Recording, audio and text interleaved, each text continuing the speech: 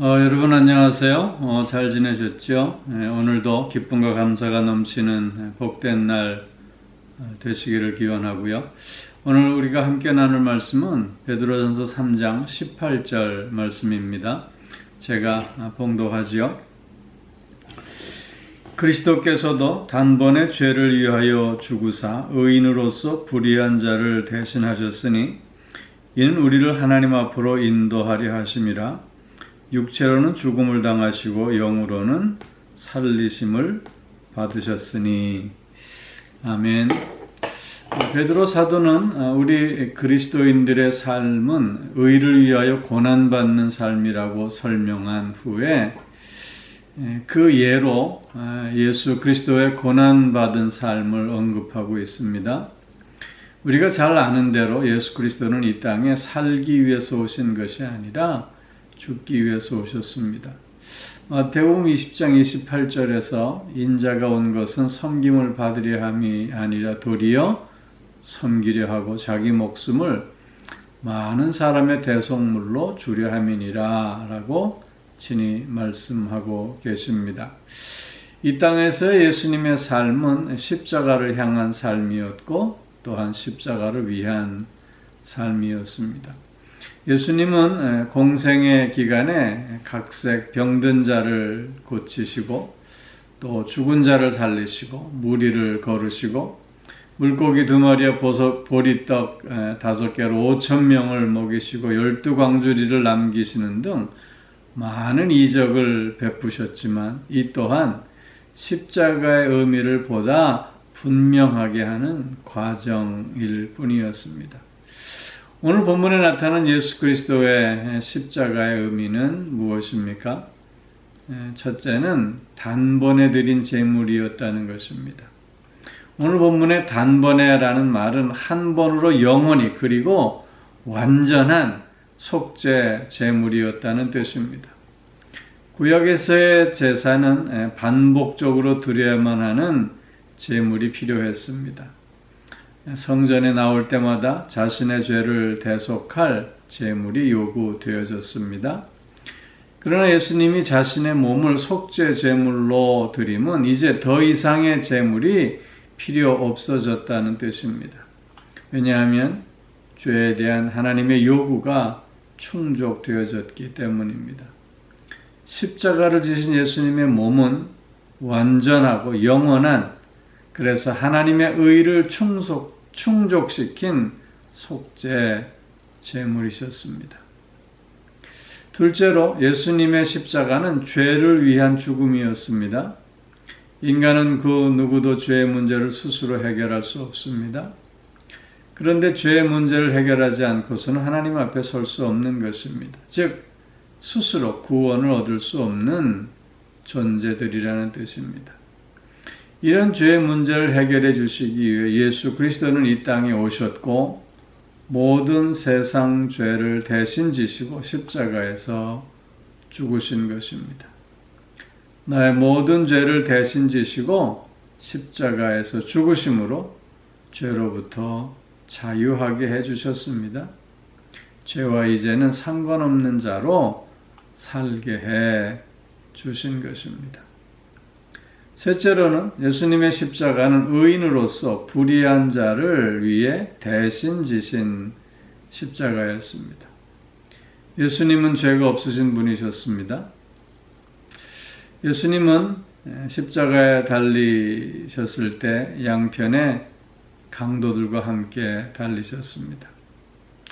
누가복음 23장 39절 이하에서 보면 달린 행악자 중 하나는 비방하여 이르되 내가 그리스도가 아니냐 너와 우리를 구원하라 하되 하나는 그 사람을 꾸짖어 이르되 내가 동일한 정죄를 받고서도 하나님을 두려워하지 아니하느냐.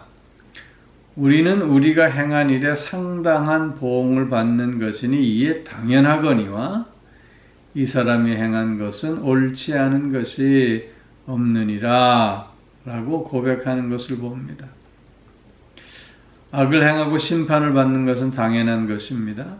그러나 죄 없으신 분이 죄인들을 대신하여 심판을 받음은 죄인들을 해방시켜 주시기 위한 것입니다. 넷째로 예수님의 십자가의 의미는 우리를 하나님 앞으로 인도해 주신다는 것입니다. 예수님이 십자가에서 죽으셨을 때 성전 휘장이 위로부터 아래까지 찢어졌습니다.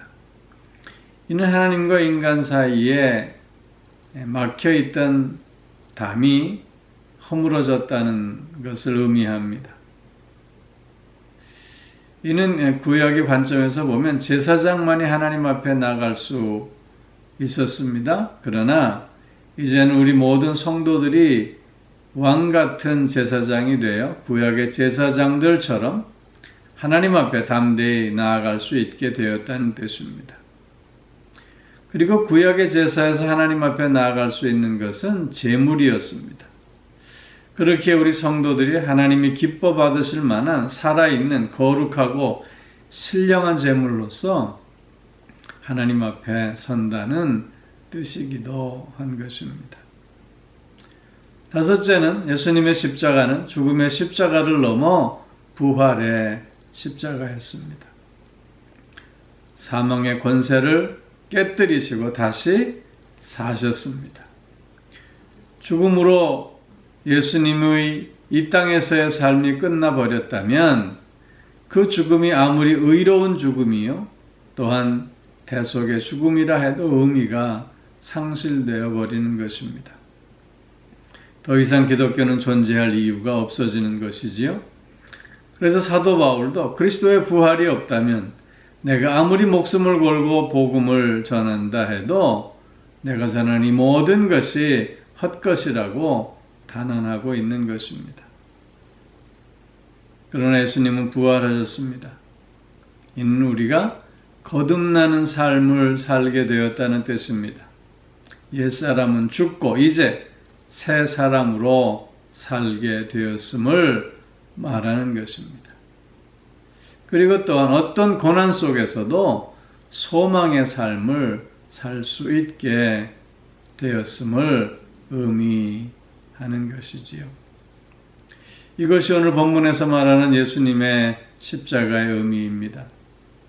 베드로 사도가 이런 예수님의 십자가의 의미를 언급하며 당시 초대교회 성도들에게 그리고 오늘 우리들에게 전하고자 하는 메시지는 무엇일까요? 그것은 의인들이 까닭없이 당하는 고난에 대해 분명한 이해를 갖게 하기 위함이었을 것입니다.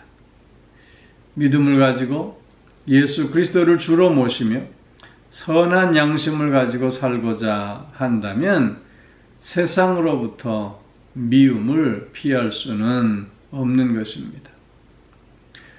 의를 위한 고난은 그래서 성도들에게는 어쩌면 당연한 것입니다. 그러나 이 고난 속에는 의미가 담겨져 있습니다. 하나님의 뜻이 담겨져 있습니다.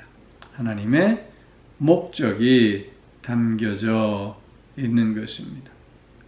예수님의 십자가가 그랬듯이 우리 성도들도 고난을 통해 하나님의 통치를 나의 삶의 자리에서 실현해 가는 것입니다. 사랑하는 성도 여러분, 오늘 예수님의 십자가의 의미가 새롭게 우리의 마음에 간직되어지기를 소망합니다. 그 십자가를 묵상하며 어려운 삶의 자리에서도 기쁨을 잃지 않게 되기를 기원합니다. 예수 그리스도의 십자가를 배우며 그 십자가를 따르는 삶은 결코 쉽고 편하고 빠른 길이 아니라 좁고 협착한 길로 가는 것입니다. 그 길에서 기쁨과 승리와 영광을 맛보며 누릴 수 있기를 주님의 이름으로 축원합니다. 기도하겠습니다. 사랑의 아버지 하나님, 예수 그리스도가 이 땅에 오셔서 십자가를 지심으로 이제는 죄로부터 자유한 자로, 죽음에서 해방된 자로 이 땅에서 어떤 고난 속에서도 기쁨을 잃지 않고 소망 가운데 살아갈 수 있게 하여 주시오니 참 감사를 드립니다. 언제 어디서나 이런 십자가의 의미를 늘 마음에 새기며 그 십자가를 배우고 그 십자가를 따라가는 우리들이 더욱 되어질 수 있게 하여 주시옵소서. 아버지 하나님, 그 길은 좁고 협착한 길임을 알지만 그러나 그 길에서 기쁨을 누리고 승리를 맛보며 영광을 체험하게 하시는 줄로 믿습니다. 아버지여, 오늘 그 길을 피하거나 그 길에 타협하지 않는 우리가 되어질 수 있게 하여 주시고 주님과 함께 당당히 내가 져야 할 그 십자가를 짊어지고 가는 우리의 삶이 되게 하여 주시옵소서. 오 사랑의 아버지 하나님, 십자가 앞에서 늘 내가 죽고 다시 살아남으로 늘 거듭난 생명을 통해서 하나님께 영광 돌리는 우리들이 꼭 되어지게 하여 주시옵소서. 오늘도 우리를 영육간에 강건케 하여 주시고 우리의 가정과 자녀들을 지켜주시고 보호하여 주시며 동행하여 주시는 가운데 우리의 삶 속에서 필요한 모든 것들이 채움받고 또한 하나님의 선하심을 맛볼 수 있게 하여 주시옵소서. 삶의 어려움 가운데 있는 이들, 마음이 상해 있는 이들, 몸이 불편한 가운데 있는 이들을 주님 불쌍히 여겨주셔서 또한 오늘도 치료와 회복의 은총을 누릴 수 있게 하여 주시옵소서. 코로나 바이러스로 인해서 어려운 시간들을 보내고 있지만 오히려 그 마음이 강하고 담대해질 수 있게 해 주시고 주님과 더욱더 가까이 나아가 깊은 교제를 통해서 오히려 삶이 확장되어지는 기쁨도 감격도 누릴 수 있게 하여 주시옵소서. 오늘 하루 주님의 십자가를 묵상하며 그 십자가를 통해서 새로운 삶의 기쁨과 또 승리와 영광을 체험하는 한 날 되게 하여 주시옵소서. 감사드리며 예수님 이름으로 기도하옵나이다. 아멘.